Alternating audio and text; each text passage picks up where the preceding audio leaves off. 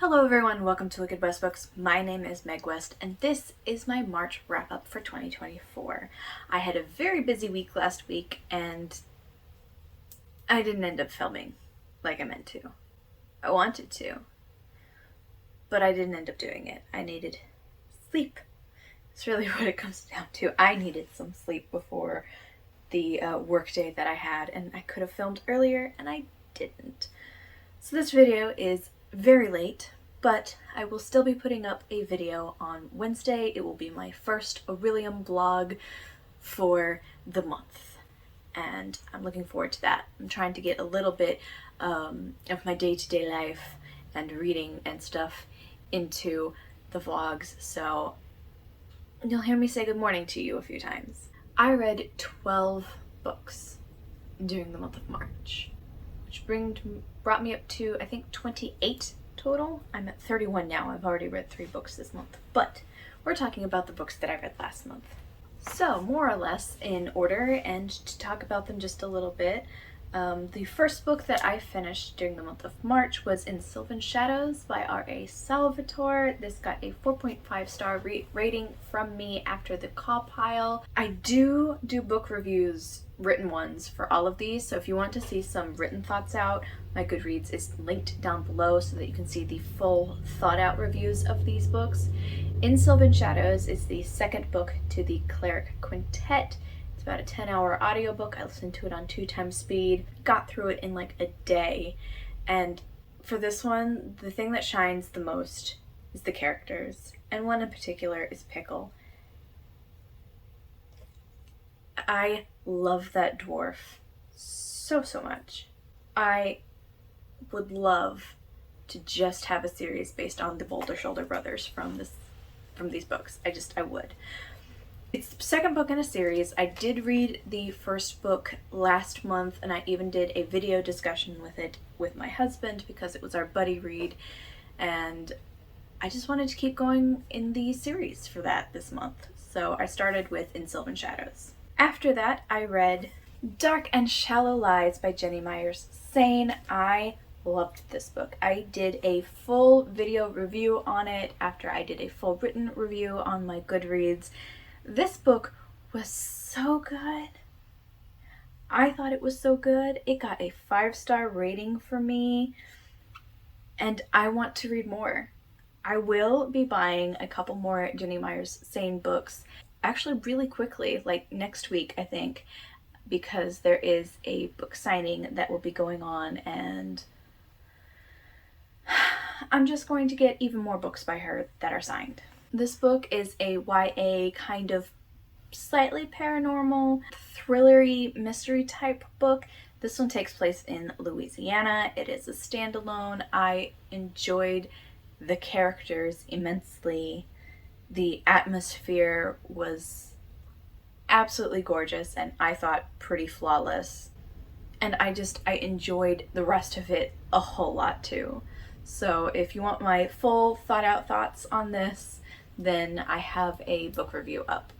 After that, I picked up Night Masks by R.A. Salvatore. This is the third book in the Cleric Quintet series because I wanted to finish reading this series and not just kind of leave it open for very long. I'm trying to close off a lot of series this year, so if I open one, I'm going to also try to close it. With Night Masks, we're dealing with a lot of assassins running around, and our main character, Catterley, is diving even deeper into his world of being a cleric of Denier, and it really explores those pretty deeply. So, as deeply as you can for as short as these books are.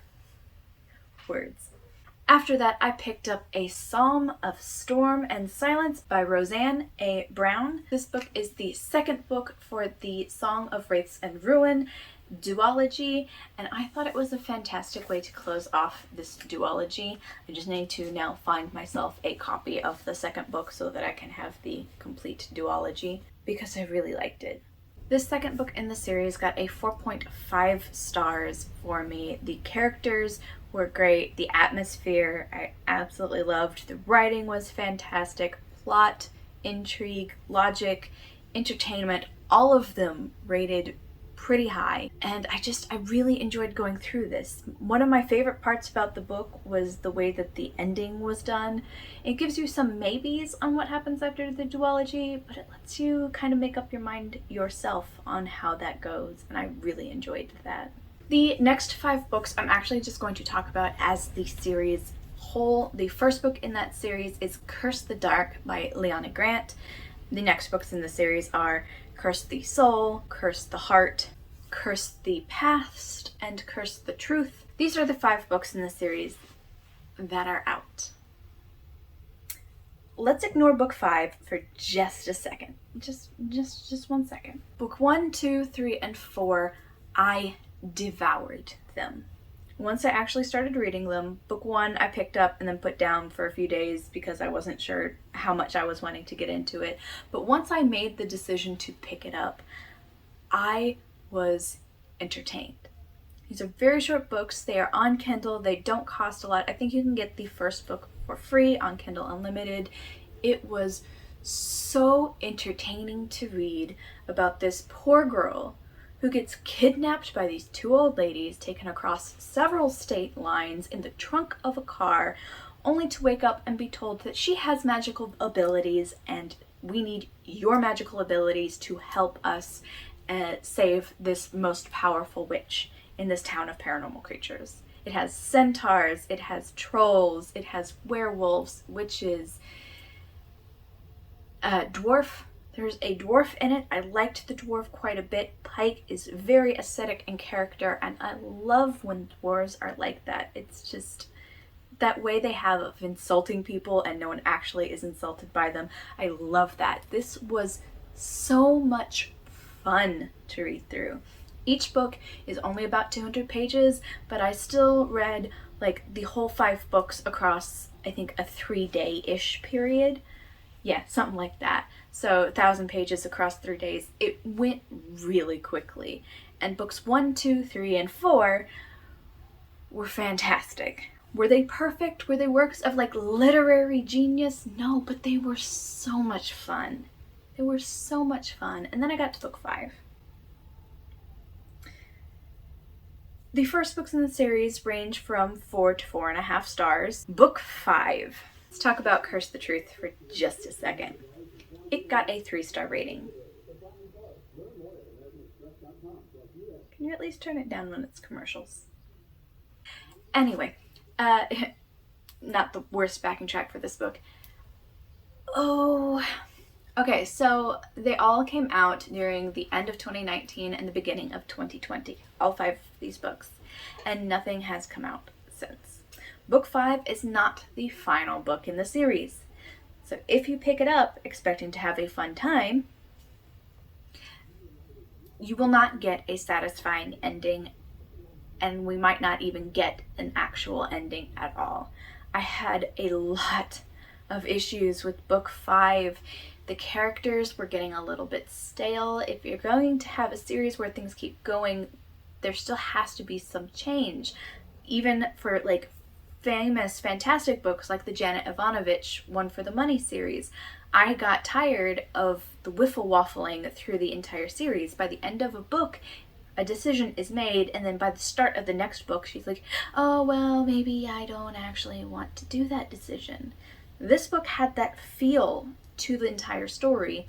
But then when we get to the end and we have our reveal, because these are kind of like paranormal mysteries, very, very small, tiny kind of mysteries, it had a very unsatisfying conclusion to the mystery in that book. And as the last book out in the series, it is not a satisfying conclusion to the end of the series.